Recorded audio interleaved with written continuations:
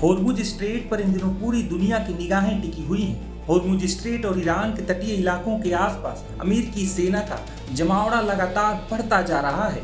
Hormuz strait के करीब America के 5वें बेड़े ने डेरा डाल रखा है। होर्मुज स्ट्रेट की नाकाबंदी करने के लिए अमेरिका के कई खतरनाक युद्धपोत आसपास मौजूद हैं। इस दौरान यूएस मरीन्स नजदीकी लड़ाई का अभ्यास कर रहे हैं, जिसे ईरान पर जमीनी हमले से जोड़कर देखा जा रहा है। रिपोर्ट्स के मुताबिक अरब सागर में तैनात यूएस मरीन्स रात के अंधेरे में करीबी लड़ाई की ट्रेनिंग ले रहे हैं। सेंटकॉम यानी अमेरिकी सेंट्रल कमांड की ओर से जारी बयान में बताया गया है कि होर्मुज स्ट्रेट की नाकाबंदी के लिए आए यूएस मरीन्स अरब सागर में यह युद्धाभ्यास कर रहे हैं। वे यूएसएस ट्रिपोली पर सवार होकर जीरो डिस्टेंस बैटल की ट्रेनिंग ले रहे हैं।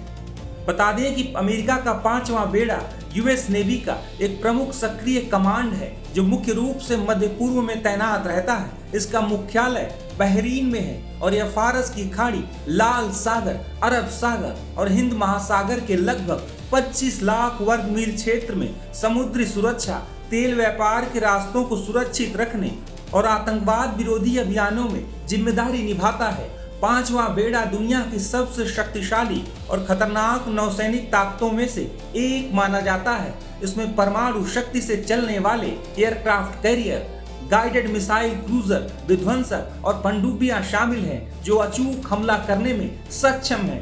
यह बेड़ा किसी भी क्षेत्रीय संघर्ष में तुरंत हस्तक्षेप करने और दुश्मन की नाकेबंदी करने की क्षमता रखता है।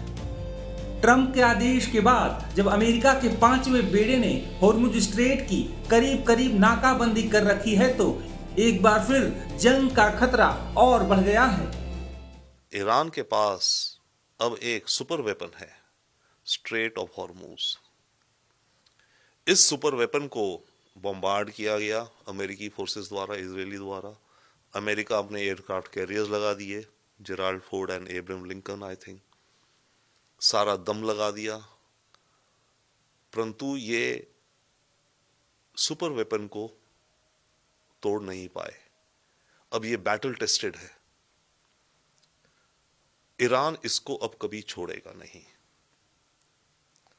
न्यूक्लियर बॉम्ब तो ईरान अभी बनाने की क्षमता ना ही रखता है और कहता भी है कि नहीं बनाएगा, उसको तो आप अलग रखिए। दूसरा बड़ा वेपन ईरान के पास जो है उसके मिसाइल्स हैं, शॉर्ट डिस्टेंस या थोड़े लॉन्ग डिस्टेंस। पर ये जो सुपर वेपन एक तरह से कहीं तो संजीवनी पैदा हो गई है, इस जंग से पहले नहीं थी।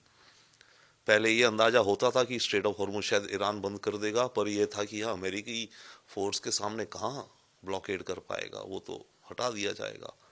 बट इतनी बमबारी के बावजूद उसको कुछ नहीं कर पाए। तो ये अब ईरान के पास सुपर वेपन है। इसके चलते ईरान में मेरे ख्याल से और ज्यादा हिम्मत आई है कि अमेरिका के सामने झुकना नहीं है।